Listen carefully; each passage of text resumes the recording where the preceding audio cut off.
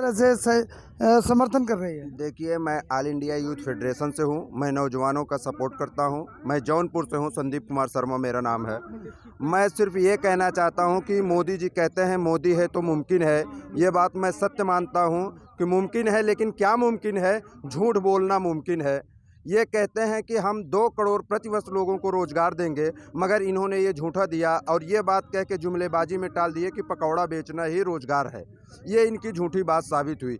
ये संप्रदाय और जातिवाद के नाम पर, मॉब लिंचिंग के नाम पर लोगों को लड़वा रहे हैं। मैं नौजवानों से ये अपील करना चाहता हूँ कि इस किसान आंदोलन के माध्यम से कि नौजवान साथियों आप लोग जुड़िए, क्योंकि हम किसान के बेटे हैं। आज हमारे हाथ से रोजगार छिन रहा है।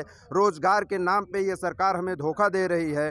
ये झूठों की सरकार है। ये जाति और धर्म पे लड़ाने वाली सरकार है। आज हमें किसानों का साथ देना चाहिए और एक मंच पे आके उनके हम सपोर्ट करते हैं। क्या आप मानते हैं कि जो किसानों का आंदोलन है, 3 बिलों की जो चर्चा चल रही है, लगातार इन 2 दिनों से संघर्ष जारी है, इन बिलों में कोई खामियां हैं? आप लोगों को पता है?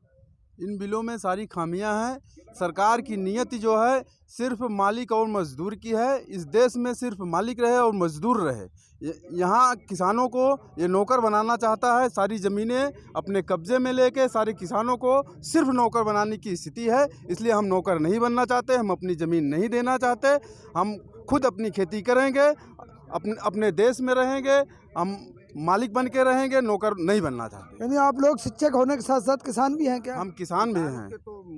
हम किसान तो हमारा मूल है। रोजी, अगर किसी को रोटी की ज़रूरत है तो वो केवल किसानों से मिलता है। किसान ही हमारा अन्नदाता है। हम लोग किसान के बेटे हैं, इसलिए किसान ही तो हमारा सब कुछ है। और ये जो 3 काले कानून लाए हैं किसानों से खेती छीनने के लिए, और जो ये अभी नए वादे किए हैं कि जो भी पूंजीपति होगा चाहे जितना वो जमाखोरी कर सकता है, और यही हुआ कि अभी आने वाले दिनों में हम लोगों से आलू 5 रुपए किलो में खरीद के 40 और 50 रुपए किलो में आलू बेचने का काम ये पूंजीपति के लोग करेंगे।